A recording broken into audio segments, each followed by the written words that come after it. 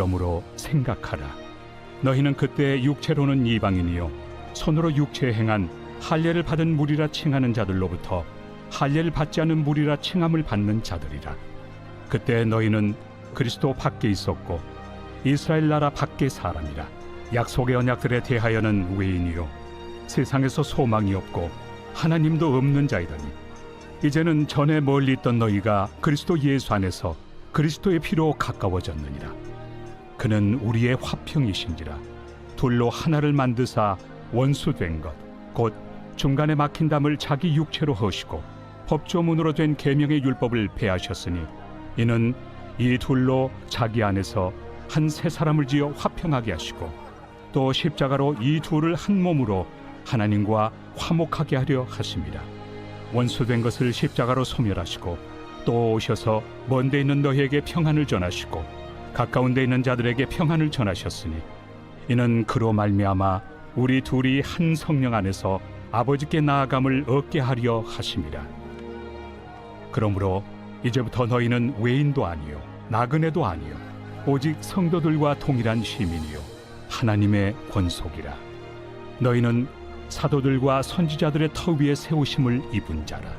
그리스도 예수께서 친히 모퉁이 돌이 되셨느니라.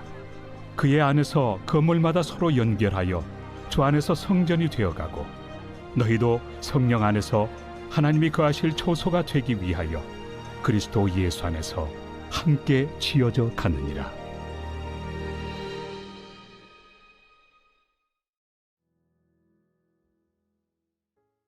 찬송가 79장 주 하나님 지으신 모든 세계의 후렴은 주님의 높고 위대하심을 내 영혼이 찬양하네, 주님의 높고 위대하심을 내 영혼이 찬양하네입니다. 하나님의 높고 위대하심을 찬양하는 묵상 되시기를 예수님의 이름으로 축복합니다.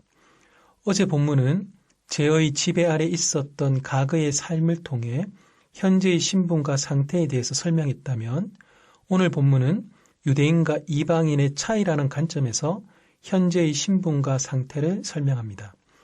본문을 세 문단으로 나눌 수 있습니다. 11절부터 13절은 그때는 그리스도 밖에, 14절부터 18절은 그리스도의 사역, 19절부터 22절은 이제는 그리스도 안에입니다. 바울은 생각하라고 합니다. 에베소 교회 성도들이 예수 그리스도를 믿기 이전인 그때에 어떤 존재들이었는지 생각하라고 합니다. 그때에 그들은 이방인이었고 그때에 무할례자라 불리며 따돌림을 당했었고 그때에 그리스도와 상관이 없었고 그때에 이스라엘 공동체에서 제외되었고 그때에 약속의 언약과 무관하였고 그때에 세상에서 소망이 없었을 뿐 아니라 그때에 하나님과 아무 관계없이 살았습니다. 그때에 그들은 멀리 있던 사람들이었습니다. 마음으로 원수가 되었던 사람들이었습니다. 하나님께 가까이 갈 마음이 전혀 없었던 사람들이었습니다. 어둠 가운데 있으면서 영적 죽음의 상태 가운데 있었습니다. 그러나 그리스도의 피가 멀리 있던 그들에게 새로운 일을 일으켰습니다. 이제는 하나님과 가까워지게 되었습니다. 놀라운 것은 이제는 그리스도를 통해 성령 안에서 아버지께 나아갈 수 있게 되었고 이제는 하나님의 가족이 된 것입니다.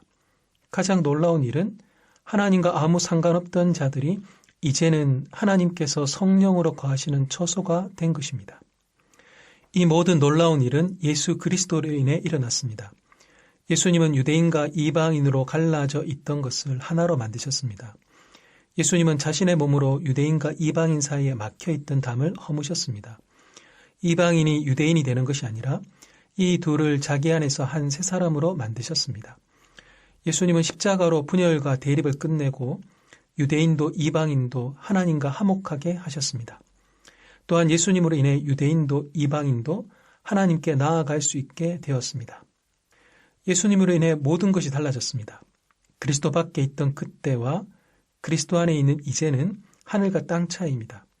그때는 외국인과 나그네였지만 이제는 하나님 나라 시민이며 이제는 하나님의 가족입니다. 성도는 사도들과 선지자들이 털을 놓고 그리스도 예수께서 친히 모퉁이 돌이 되신 건물입니다. 예수님 안에서 서로 연결된 성전입니다. 이 건물이 성전인 것은 성전의 외형을 가졌기 때문이 아니라 하나님이 성령으로 거하시기 때문입니다. 예수님은 어떤 분이십니까? 물리적 결합을 넘어 화학적 결합까지 이루시는 분이십니다. 예수님은 유대인과 이방인을 사이좋게 하는 정도를 넘어 한 세 사람이 되게 하시고 한 건물로 지어져 가게 하십니다. 이런 일이 일어날 수 있을지 아무도 생각하지 않았고 아무도 시도하지 않았던 일을 능히 하십니다. 저 사람하고는 절대 친해질 수 없다. 저 성도하고는 절대 동력할 수 없다. 저 민족, 저 나라만큼은 사랑할 수 없다며 주님이 무너뜨린 장벽을 우리가 다시 세우는 일은 없게 해야 하겠습니다. 예수님은 우리의 이런 생각을 바꾸십니다. 저 사람, 저 성도, 저 민족, 저 나라를 사랑할 수 있게 하십니다.